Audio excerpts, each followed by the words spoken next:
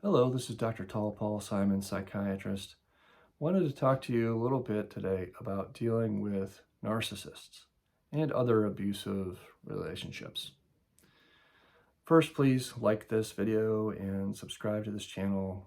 It's encouraging to me. I don't make any money off of it, at least not yet, but it would be helpful to me and I'd appreciate it.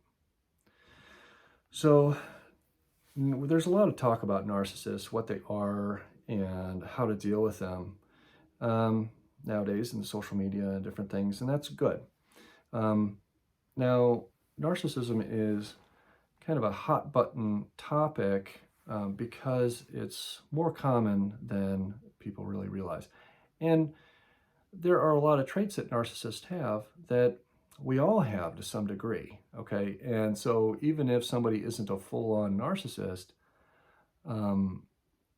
there are people that are difficult to be around and have an inflated ego or very manipulative that it's difficult to deal with. So how do we deal with those kind of situations? Let's talk about that. Now, narcissism boils down to a problem where somebody's mirror neurons, in a way, do not function properly. So what is a mirror neuron? Okay, so it's a part of our brain that helps us empathize with others. It helps us see others, and it helps us conceptualize the other person that we're dealing with as a human being like us in some way, shape, or form, and worthy of all the same treatment and respect that we want. So some people are not born with an ability to see other people as human beings, okay? It's not a concept that is missing, but it is a inborn, inherent structural phenomenon where they can't empathize very well. Now, that said, they can manipulate other people. And in order to manipulate, they have to have some instinctual understanding of emotion. Now, narcissists are experts in manipulating emotions. Now, that does not mean that they're empathetic, where they actually feel the other person's emotions, but they can identify emotions and manipulate those to their own purposes. Now, the question is of culpability. So what I mean by that is, does the person who has narcissistic traits or is a narcissist, does that make them inherently bad? No, in my opinion, it does not, okay? It's similar to thinking that a tiger or a lion is inherently bad because it wants to eat you. Well, no, it's just a tiger or a lion or a polar bear or something. So I don't think that attaching moral or value judgments to somebody who struggles with narcissist traits is very helpful. That said, you have to have boundaries with people, emotional boundaries, okay? Now, how you can tell that you're being manipulated by a narcissist is that you feel it, okay? Something is wrong. Your emotions are disturbed, you're feeling guilty because of what somebody else said, and you're being made to take ownership or responsibility for somebody else's problems, for example. So gaslighting is a common term around a lot that is used. So basically, that's where somebody is trying to convince you that what you know is false. And for instance, if somebody says, "No, I was there at the party. You didn't see me. You just forgot," when in fact, you clearly remember that they were not there, for example, or they were there at a certain time, and then they weren't, and all objective evidence is contrary to what they're saying. They're trying to gaslight you, basically trying to pull one over on you, try to convince you that, oh, you're crazy, you're wrong, when clearly that's not true. Narcissists also have this ability to manipulate in emotional ways, like I kind of alluded to. And what that is an instinct on their part. So what I mean by that is that we all have needs to be close to other people and to find our place in the social hierarchy, okay? So in, for instance, the animal world and packs and birds, flocks of birds, we all have these social hierarchies, throughout the animal kingdom, and we have that too. And what that is based on is manipulation and domination, all right? So different animals will find ways to either physically dominate or emotionally manipulate into a dominant position to gain the upper hand in their group, okay? And that leads to better food resources and mating opportunities and territorial opportunities, which can lead to more food and making more babies and increasing their survival. And we have that same instinct as well to climb up the social ladder, right?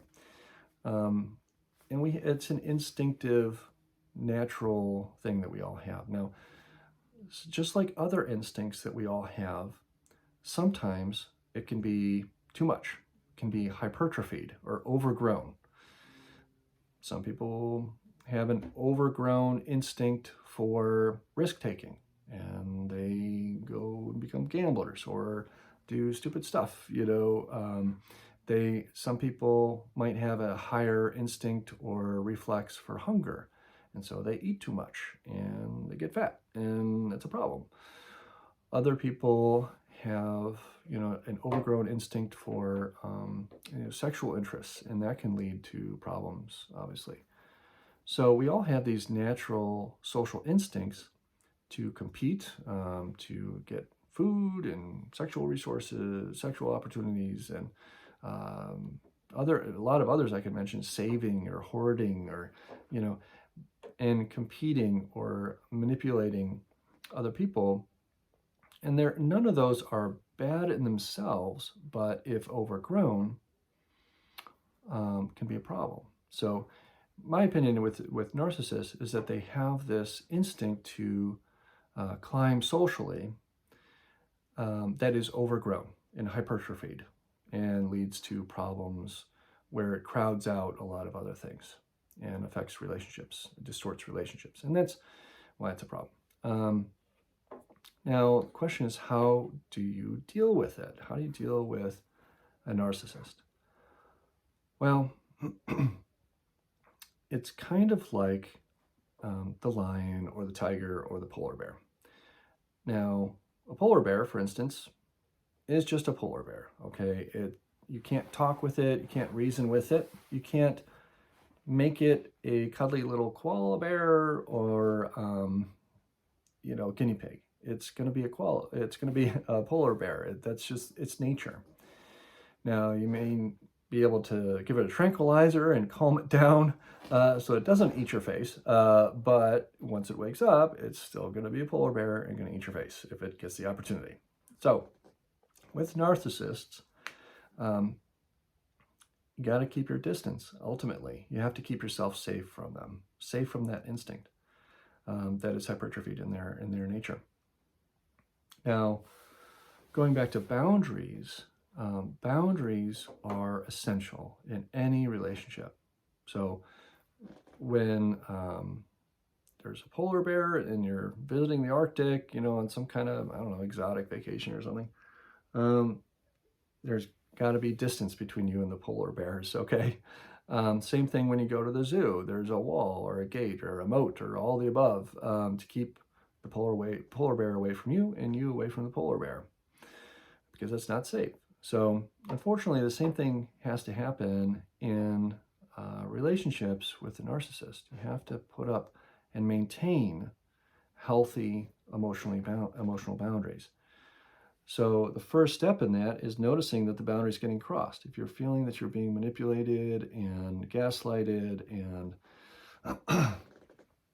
you're feeling that, then the boundaries have to be enforced, okay?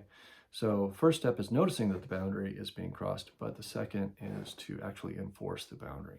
So how that is done depends on the situation.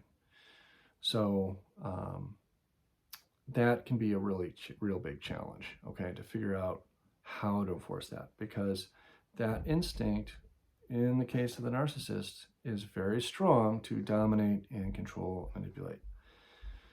Sometimes the relationship can survive that, sometimes it can't, but it's really a matter of maintaining that boundary. So that's where therapy and counseling can be helpful. So if you're dealing with a narcissist in your family or narcissistic traits in somebody that you're really close to and want to try to maintain the relationship or survive the relationship emotionally, you might want to talk to a therapist about that, because that can be a real emotional roller coaster.